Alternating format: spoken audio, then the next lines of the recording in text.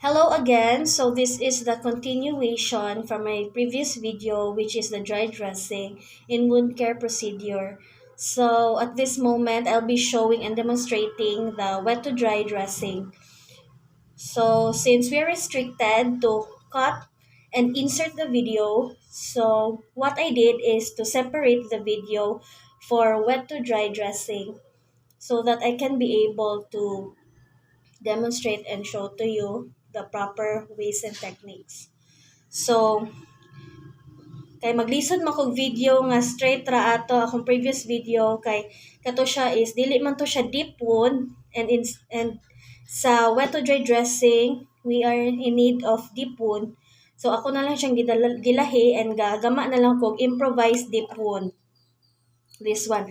Ako ra siyang gibangagan, butangan ako og kanang gauze sa sulod, wet gauze, and ako siyang gibutangan og gauze with tape para mararog yun siya samad. So, let's start. So, we will be removing first, and by the way, I am already, since it is a continuation video, I am already wearing my mask and protective eyewear. Okay, so, I am done in explaining the procedure to my patient, and also I'm already done in giving the privacy, such as closing the doors, windows, and cubicles. And I'm already done from my previous video explaining what are the equipments and materials that I'll be needing. So of course we are doing a sterile technique because we are dealing with wounds, and it must be in need nga nang dili jud siya ma-contaminated ang samad. I mean, dili siya what do you mean? What do you call this one? Kanang dili siya makakuan og mas mudagan ang bacteria kay para dili mo samot ang samad. Okay, so the first thing we will be doing is to remove the tape and the contaminated gauze. So let's gently remove the tape. And in removing the contaminated gauze inside the deep wound, is imo ko siyang usahon og bira, gently nga imong kwaon tong gauze nga nasa sulod. And then put in the waste receptacle and with your clean gloves. Ay. And then put in the waste receptacle. And then open your sterile tray. Put the desired amount of solution in the kidney basin.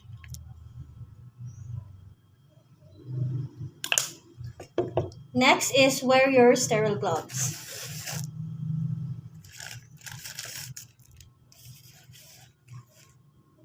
Be careful in wearing your sterile gloves.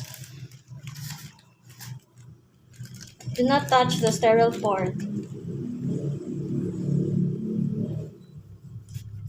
or it must in sterile to sterile.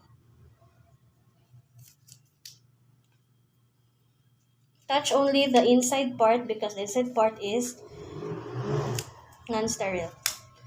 And then in the other hand, only touch sterile to sterile.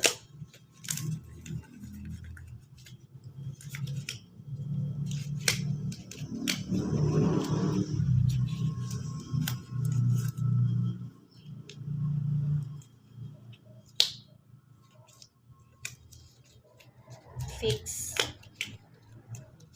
Next is get your forceps and then put a fine mesh gauze in the solution inside the kidney basin.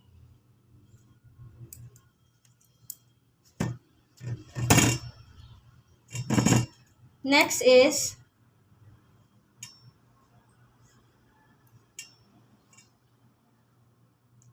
wet the other gauze.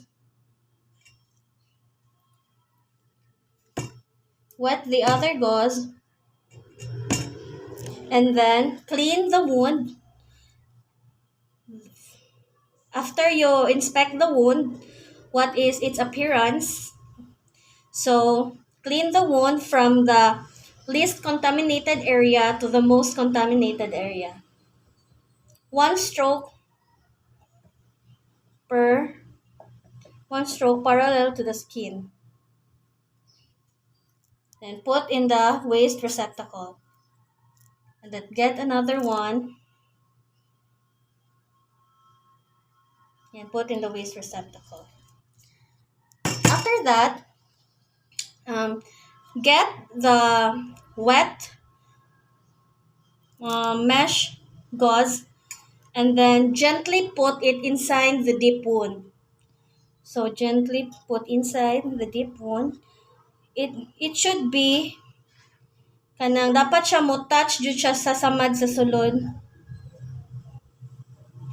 And then if done, get another woven pad or wound pad and then put in the top over the top of the wound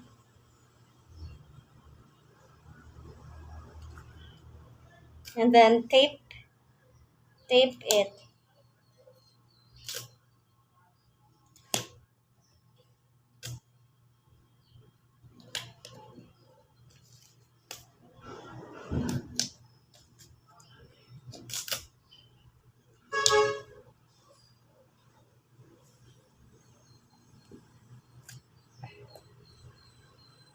And then lastly is you can record that you are done dressing the patient and then do aftercare. So clean the area,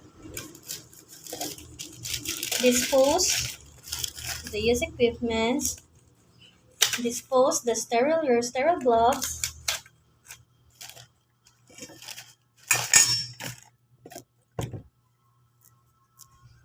and then wash your hands. So I'm done washing my hands. So that is the end of my video. I hope you will like it and understand it. Thank you so much.